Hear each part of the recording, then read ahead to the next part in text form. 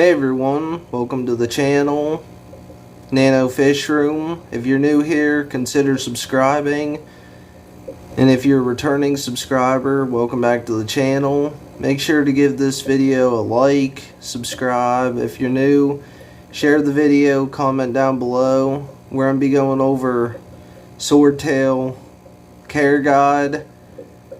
And comment down below if you've had swordtails or looking to get swordtails. But this video is going to be really helpful and I hope everyone enjoys it.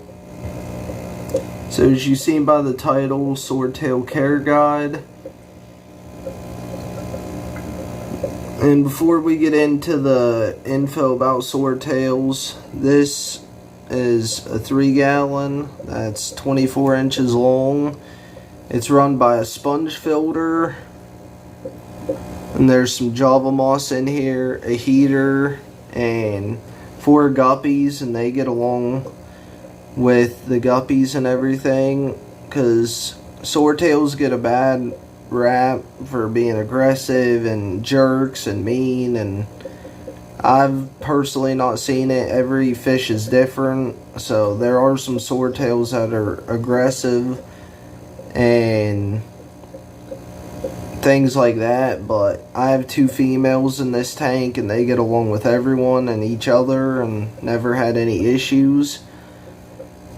So now we can get into the details of swordtails so you can learn how to care for them. I would recommend 10 gallons or larger.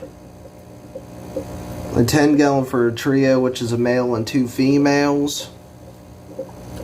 72 degrees Fahrenheit to 82 degrees Fahrenheit. Mine stays with the heater at 75, 76 degrees Fahrenheit, and they do really well. And I've already had babies from the smaller female swordtail. It was her first batch of babies, so she only had 2, but she had them successfully, and they're in a nursery tank downstairs growing up. And I didn't see her try to hunt them or anything, which is good.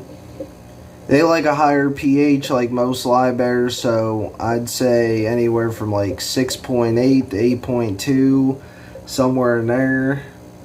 They are live bears, so they do give birth to live young. They can have anywhere from 1 or 2 babies like my female did, which was her first time having babies, where bigger females like the one over here in the corner can give birth to 30, 50 fry, anywhere in there. They get a decent size, usually around 3 to 5 inches, sometimes a little bigger. My big female right there is probably around 3.5 inches. I actually got her from PetSmart, and she's done really well. The smaller one came from a local fish store of mine. They're going to run you anywhere from $4 to $6 usually at a local fish store, at least in my area in Pennsylvania. But they're a great live bear to have.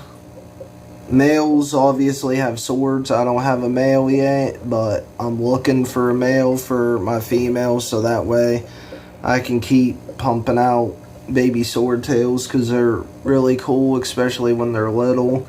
And even as they get bigger, they come in all different colors, and mine are an orange swordtail. I don't know what they'd call it, creamsicle or whatever, but it's really cool when they came out. They're just bright little orange fish swimming around, and it was easy to get them with the net and take them down to the nursery tank. But swordtails are just a really cool fish. Tank mates for swordtails: Corridoras, plecos, larger tetras, rainbow fish, angelfish, things like that that are peaceful but can handle their own. Swordtails are a fish that if something's messing with them, they're not going to back down. Usually they're going to give it right back. So that's why I like more semi-aggressive fish to go with swordtails.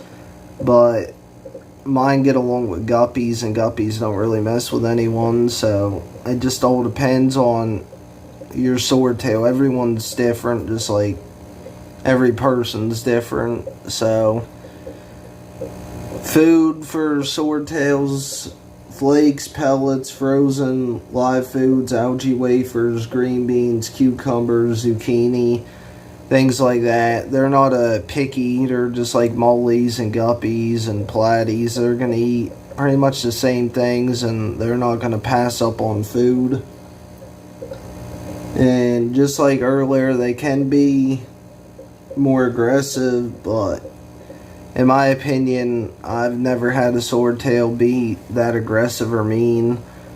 But everyone has had different interactions with swordtails. Like Corey from Aquarium Co-op says, they can be jerks and stuff like that, swordtails, but I personally never had one be aggressive or mean, but that doesn't mean someone else hasn't. And they get a bad reputation just like tiger barbs and other fish, but in my opinion, they're really great fish and great for beginners, great for advanced hobbyists, and they're just a pretty fish, and they're a bigger live bear, so you get more action from them, and you can see them across the room, and they're just really cool fish. So hopefully everyone enjoys the video of Swordtail Care Guide. Make sure to give it a like, subscribe down below, share the video, and we'll see you guys next time.